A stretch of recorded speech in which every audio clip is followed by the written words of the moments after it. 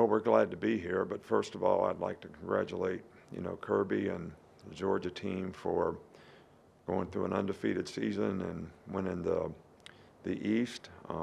They certainly had a fantastic season, and they've proven to be one of the best football teams in the country. So this is certainly a challenge for us to be able to compete in the SEC championship game against such a quality team.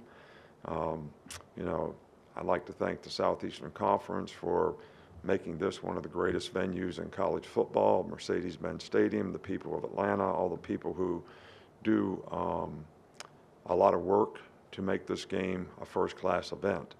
Our team is trying to focus on what they need to do to go play the kind of game that we'll need to play to beat a very, very good team, probably the best team we played all year. I think the challenge for you as a player is you've got to be ready to play and assume that the guy you're playing against is the best player you played against all year. And I think if you take that approach and channel your energy and enthusiasm into execution on the field, that'll give you the best chance to be successful.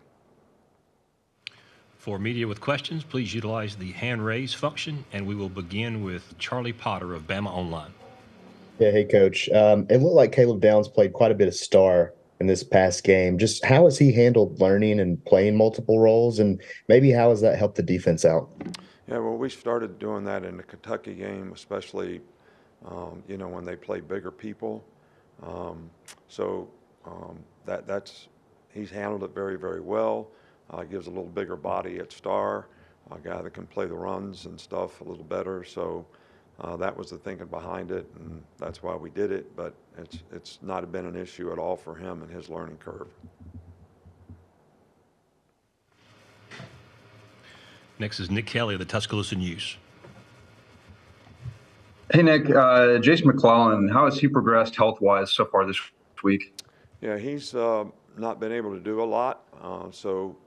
We'll see how he does today, where he is, and I'd say that would have to say he's probably questionable for the game at this point, but I think it's probably too early to tell.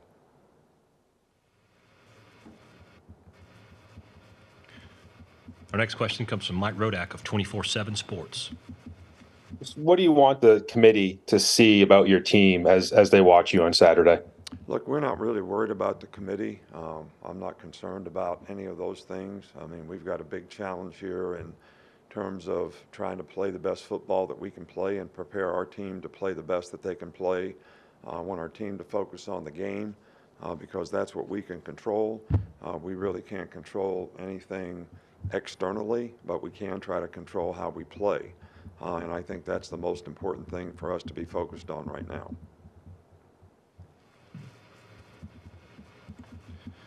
Next up is Tony Lopez of East Coast Gridiron. Hey, Nick. Hey, Jermaine Burton has been playing with a little bit of a chip on his shoulder, it seems. How important was it in the last 2 weeks to get him involved in the offense for having the 2 100-plus yard games? Yeah, well, he's been a big part of the offense all year long, and he's played well all year long.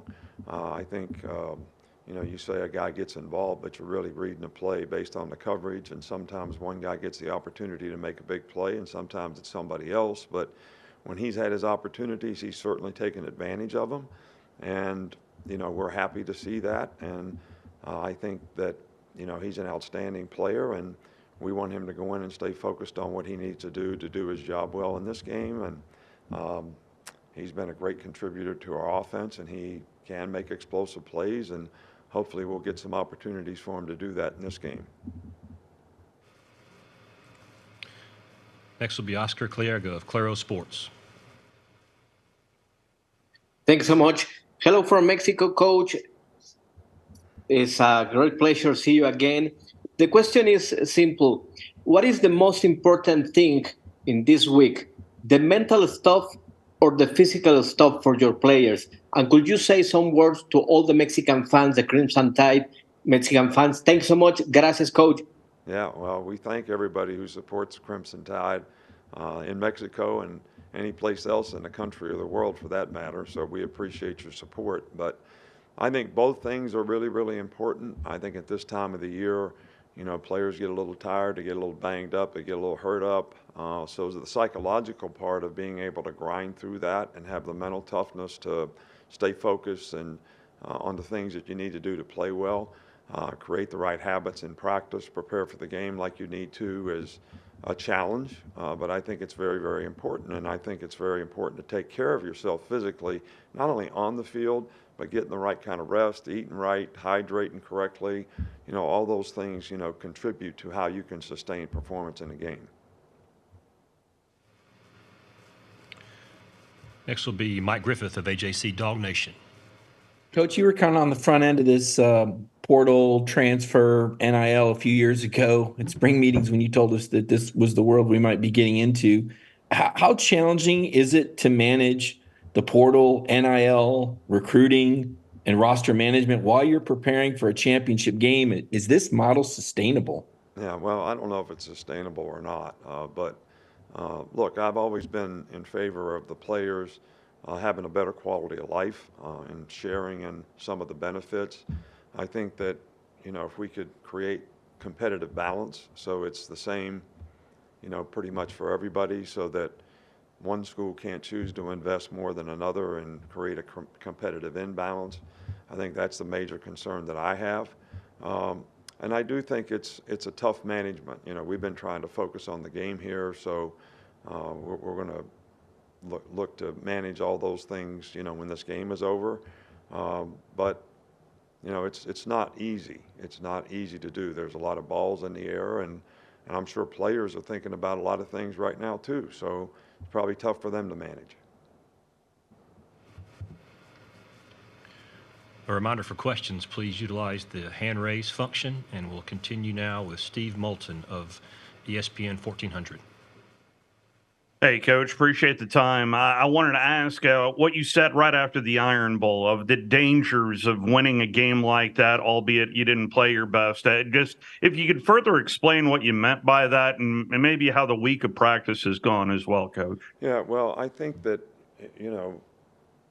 sometimes when you win and don't play like you'd like to have played, players aren't as interested in why do we have to make these corrections? Why is this so important?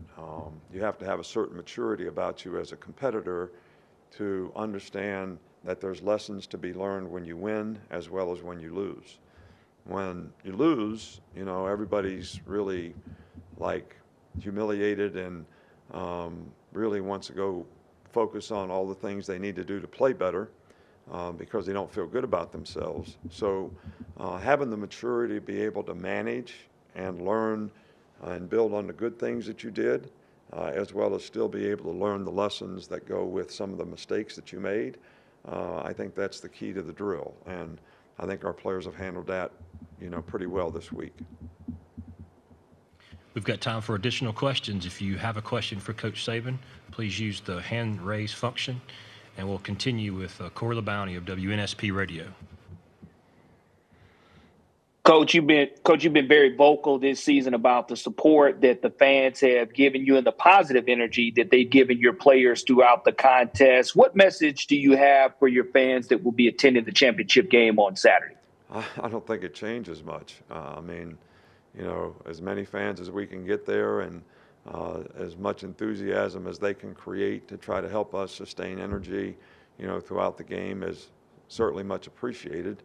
But it's also, I think, beneficial to, the players being able to stay focused and engaged on what they need to do in the game.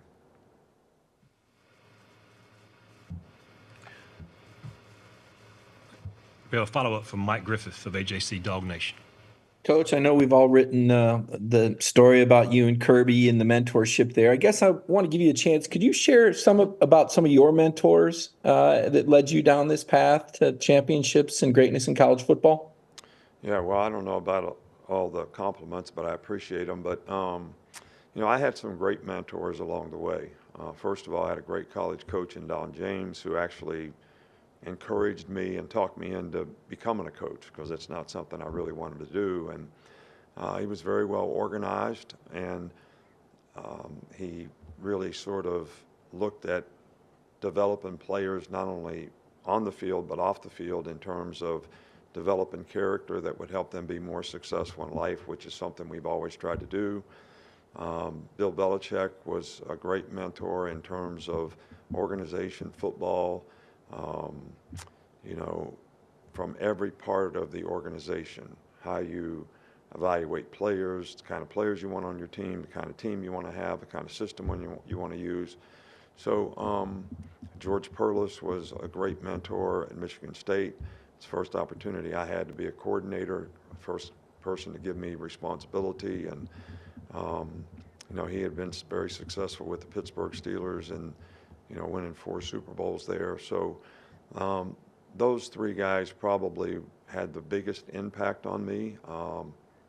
But I've had and learned so much from so many people. I hate to leave anybody out because I've never really invented anything in this game. Always just learned from other really good coaches and good teachers. We have a follow-up from Steve Molton as well. Coach, where do you think your team has improved the most since Texas in particular, Coach? I think the team has improved, you know, dramatically in terms of transformation of confidence, playing together, good leadership. But if you had to say where did we improve the most, I would say it's probably offensively. You know, the transformation of Jalen Milroe at quarterback to be productive has been huge in terms of elevating the confidence of the entire offensive team. The improvement in the offensive line has helped us be able to have a little better balance in the game.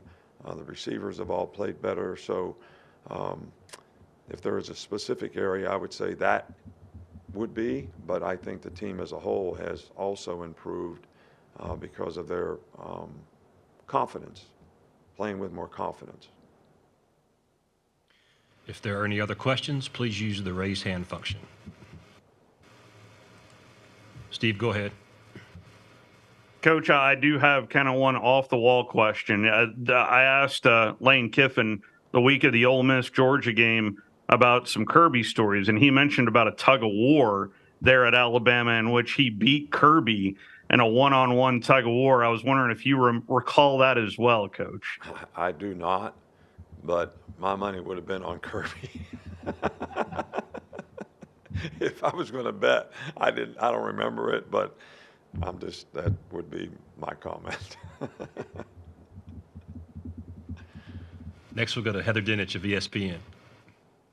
Coach, I understand that you're not worried about what the committee's doing right now, but I'm sure that you've heard, and I think you talked about this on Pat's show, about the narrative of the possibility that the SEC could get left out, because if you win this game, that loss in Tuscaloosa to Texas did happen, and that's how the rankings have unfolded.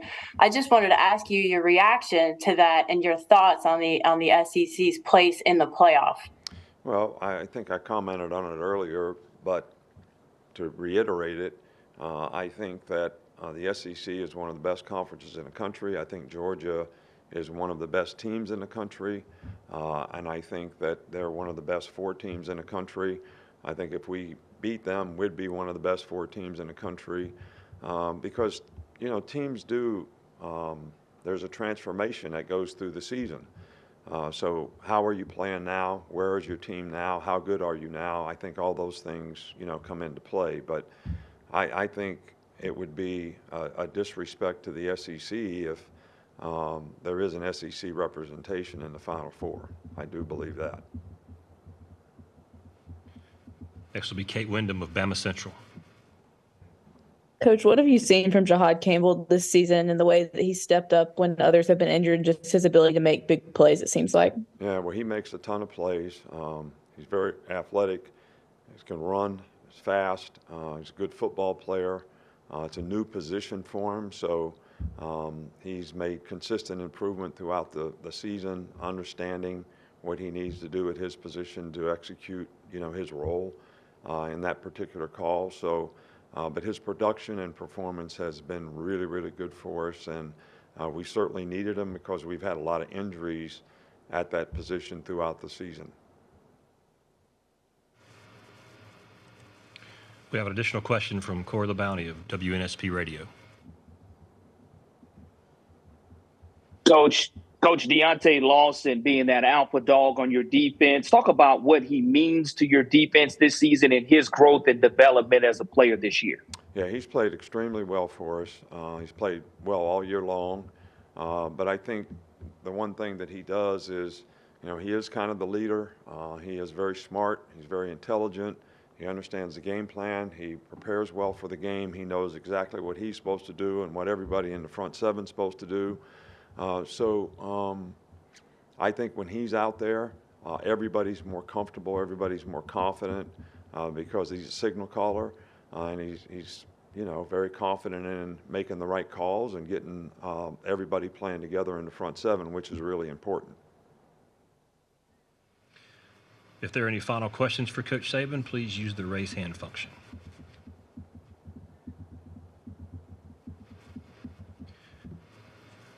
All right, Coach, that's going to wrap you up for today. Thank you for your time, and we look forward to welcoming you back to Atlanta tomorrow. All right, thank you. Appreciate y'all.